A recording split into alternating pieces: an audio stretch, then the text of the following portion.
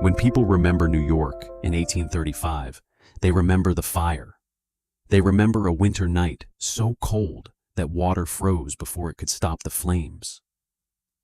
They remember Lower Manhattan burning block after block. They remember more than 700 buildings consumed, the financial district reduced to ash, and a city forced to rebuild itself from ruin. That is the story above ground. But if you follow the recovery beneath the burned streets, another story begins to surface. Because once the debris was cleared and the digging started, workers appear to have found more than collapsed basements and scorched foundations. According to scattered descriptions, private notes, and fragments that survived outside the official narrative, they reached something far stranger. Sealed chambers, unknown machinery, metallic systems buried at impossible depths. And the deeper they went, the less it looked like the remains of early New York, the more it looked like they had opened something that was never meant to be seen again. The Great Fire of 1835 devastated the commercial heart of the city. Warehouses counting houses, merchant buildings, offices, wharves, and insurance companies disappeared in a single night of destruction. In the months that followed, the task was urgent and brutally practical. Clear the rubble, assess the foundations, stabilize the ground, decide what could be rebuilt, and how quickly the district could rise again. The public story is familiar. New York recovered, capital returned, the city moved forward. But recovery projects do something history rarely admits. They expose what lies beneath official surfaces.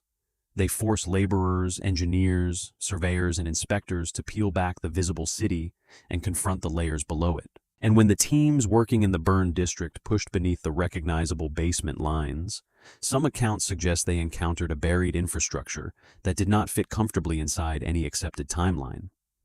At first, the discoveries were easy to explain away. Older cellars, abandoned workshop spaces, broken equipment from earlier commercial buildings, mechanical debris displaced by collapse and fire. That was the reasonable interpretation. That was the safe interpretation. But the finds kept repeating. And with each repetition, the explanations grew thinner. Below the merchant houses, at depths greater than ordinary cellars, should have reached workers reportedly uncovered rooms and apparatus that did not correspond to building registries. Not just foundations, not just storage spaces, but chambers whose scale and geometry suggested something more deliberate.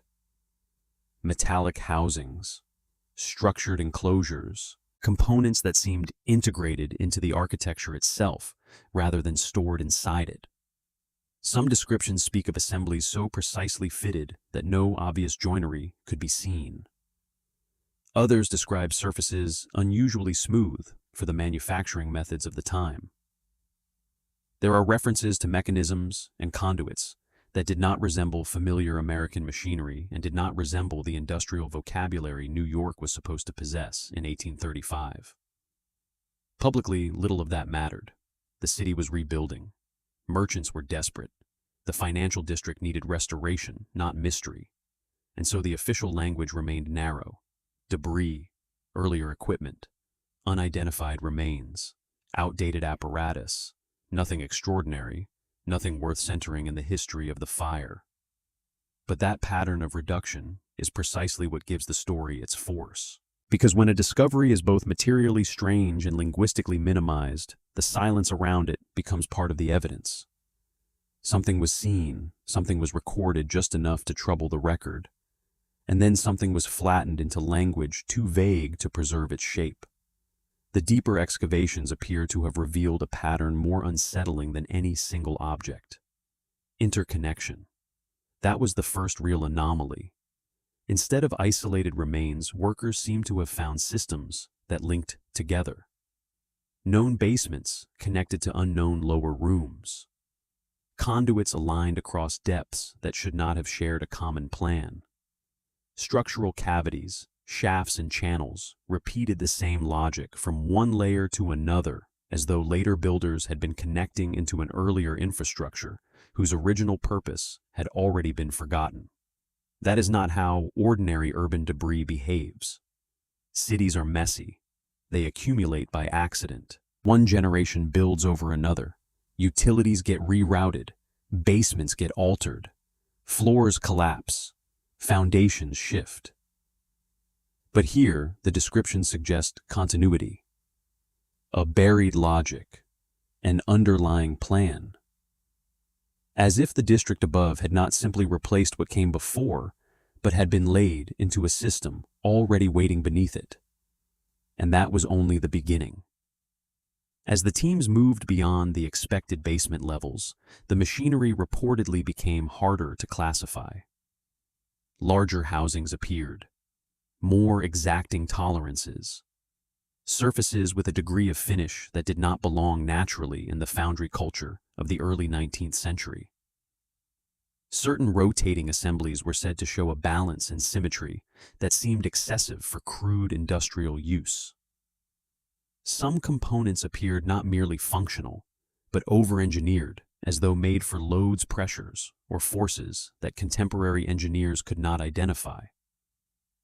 By then, the problem was no longer just what the objects were. The problem was what kind of world would have been required to produce them.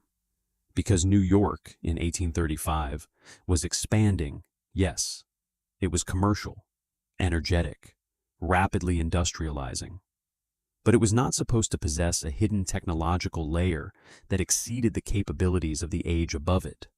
It was not supposed to be sitting on chambers and systems that seemed to belong to a more integrated and more exacting mechanical culture than the one officially visible at street level. And then came the reports that made the buried district feel less like industrial residue and more like a concealed power complex. Some of the lower rooms were not described as storage spaces at all, but as geometric chambers. Symmetrical rooms lined with materials that seemed selected for more than simple durability. Metallic surfaces with unusual scoring.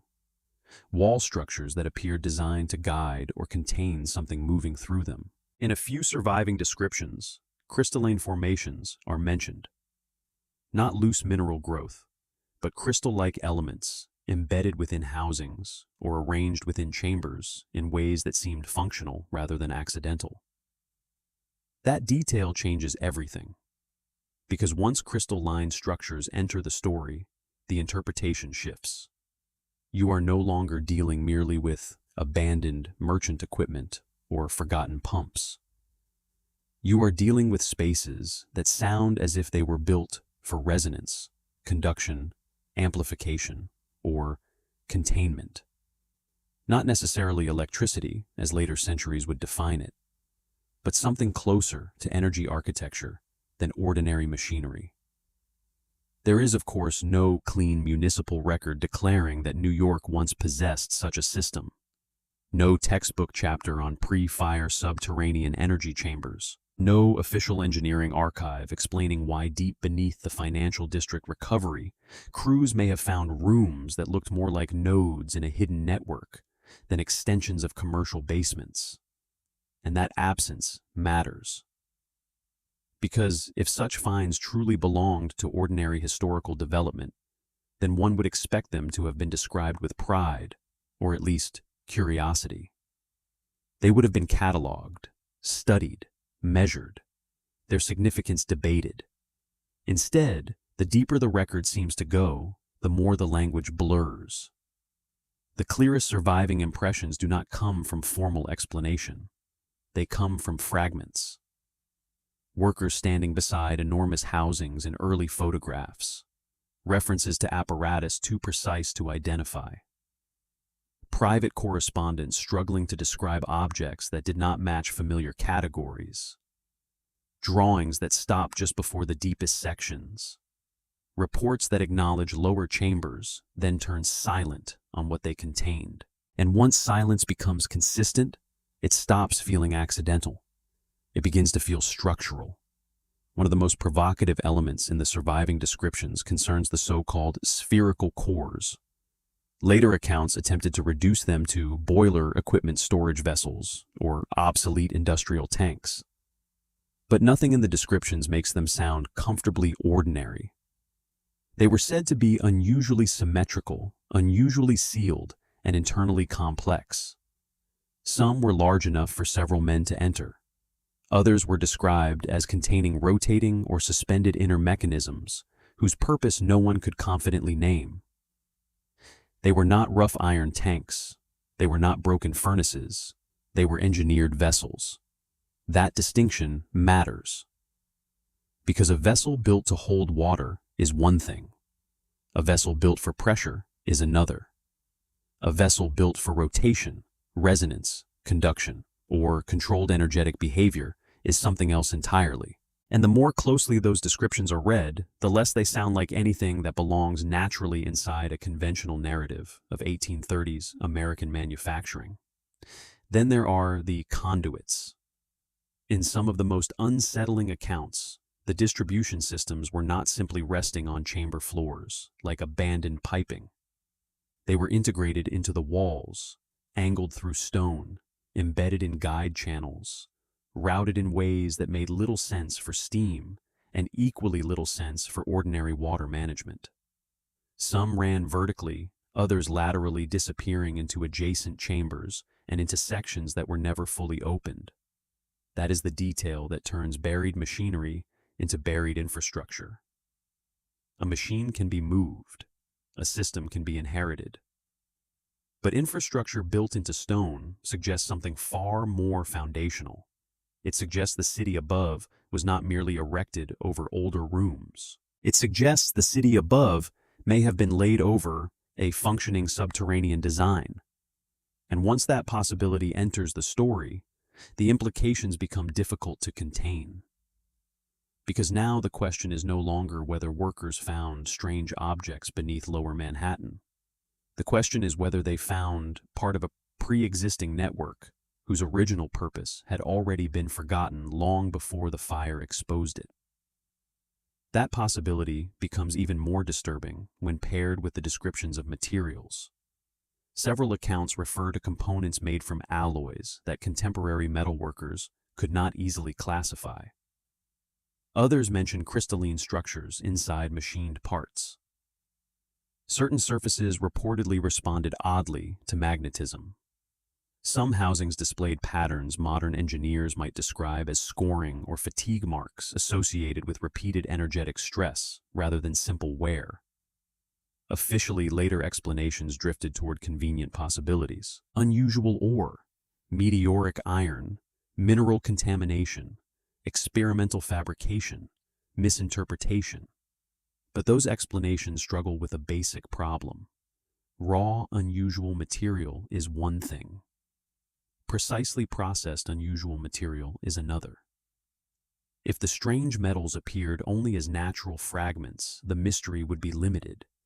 But if they appeared inside machined components, fitted housings, or patterned systems, then the burden of explanation shifts from geology to manufacturing. And that is where the conventional timeline begins to strain. Because the metallurgy required to produce highly uniform, tightly machined, magnetically responsive components at scale does not sit easily inside the image of New York in 1835. Not the New York preserved in official history, not the New York of merchant houses, shipping firms, and a financial district built on recognizable early industrial methods. The ground beneath the burned district seems, at least in these fragments, to have been telling a different story. A story of precision, a story of inheritance, a story of an engineering language too integrated to be accidental and too advanced to be easily dismissed. And then, just as the pattern begins to sharpen, the documentary trail starts to thin. That may be the most revealing feature of the entire episode. The deeper the work went, the less complete the record became. Early entries are more direct, more practical, more willing to describe what was found. But later, notes become shorter, more cautious, more incomplete. The tone appears to change from inspection to management, from discovery to containment. Certain chambers vanish from subsequent diagrams. Certain finds are compressed into generic categories. Photography ceases to offer full context. Areas that had just been opened are backfilled with surprising speed. Officially, that makes sense. After a catastrophe, stability matters. Foundations matter. Construction deadlines matter. No city rebuilds itself by turning every excavation into a philosophical crisis. But practicality does not erase pattern, and the pattern here is difficult to ignore. Again and again, the areas that seem to disappear fastest are the most anomalous ones, the deepest chambers, the most integrated systems.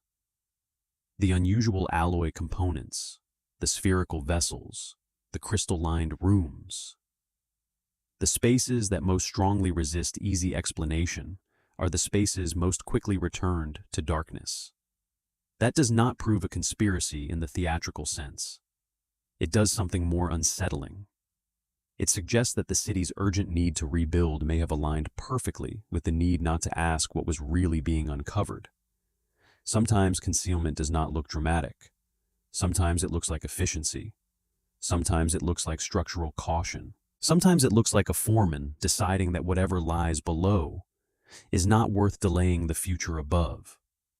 But when that decision is made repeatedly and always in the direction of burial, it begins to take on another shape. Not simply pragmatism, suppression by momentum. By early 1836, much of what had been exposed below the burned district had reportedly been backfilled, sealed, or buried beneath new construction. The city moved on. New foundations were laid. Commerce returned. Streets filled again with traffic, trade, and capital. The fire remained part of public memory. The hidden lower world did not. And yet fragments survived. A few photographs, a few notes, a few correspondences, a few anomalies too persistent to disappear completely. Enough to suggest that beneath the ashes of 1835, recovery crews may have touched a buried technological layer that had no comfortable place in the official story of American progress. Enough to suggest that Lower Manhattan may not have been rebuilt on blank ground. Enough to suggest that the city above may have inherited more than it created. That is where the real unease begins. Because if the deepest structures beneath the burned district really did form part of an integrated subterranean system, if the chamber's conduits, cores, and alloy components belonged to a coherent, hidden network, then the implications extend far beyond New York. Then the Great Fire becomes more than catastrophe. It becomes exposure. A brief opening in the surface. A moment when destruction tore away the visible layer and let workers see the engineered darkness below. Not long enough to understand it fully. Not long enough to map it completely. But long enough to leave a few witnesses, a few images, and a few phrases that still resist easy dismissal. And once you see the fire that way, the question changes again. It is no longer only about what was found. It becomes about what had already been forgotten before it was found. Because perhaps the most unsettling possibility is not that a hidden system existed. It is that later builders may have been using parts of it without understanding what they were connected to. That one generation after another, plugged into surviving conduits built atop deeper chambers, adapted older routes, and slowly lost the memory of what the original design had been for. That what looked like progress on the surface may have been inheritance underneath. If that sounds extreme, consider the alternative. That under one of the most important commercial districts in early America, workers happened to uncover unusually precise machinery, unusual alloys, interlinked conduits, geometric chambers, sealed spherical vessels, and crystal-like conductive structures, and yet all of it somehow belonged to ordinary documented history. Possible, perhaps, but awkward. Because the more details are added together, the less ordinary the buried layer appears. Not one anomaly, a pattern.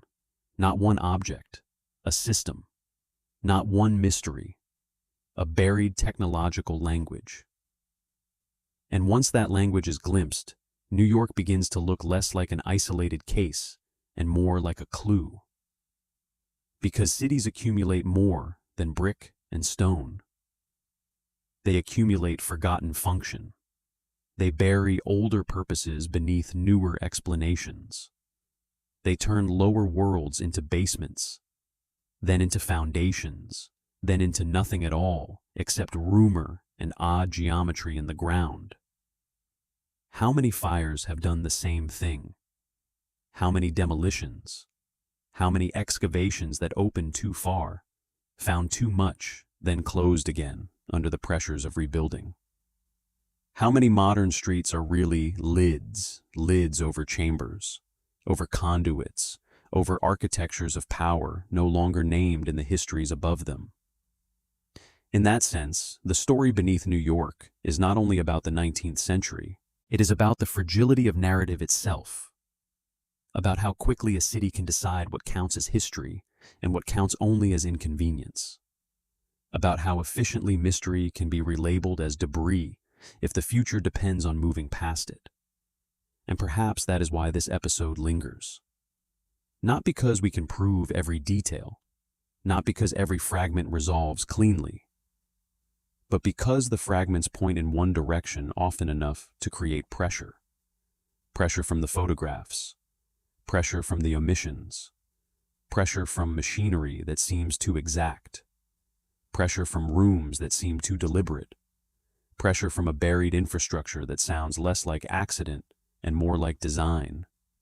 And once that pressure builds, the official story begins to feel incomplete.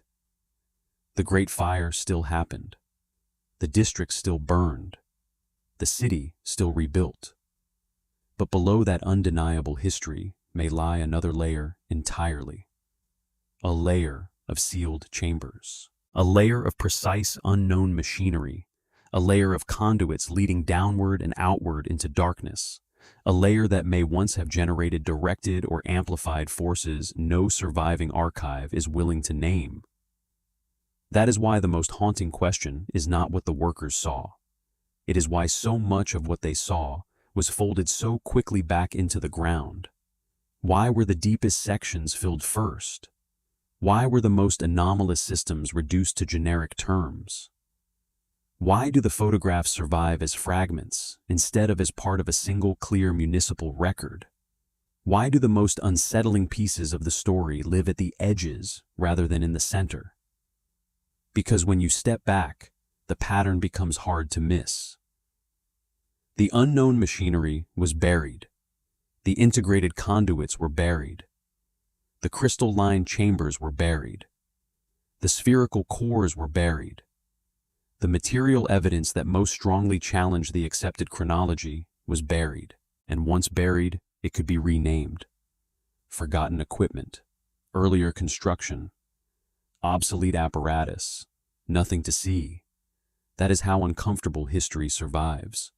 Not erased completely, just lowered beneath the threshold of public memory. For one brief moment after the fire of 1835, the earth beneath Lower Manhattan opened.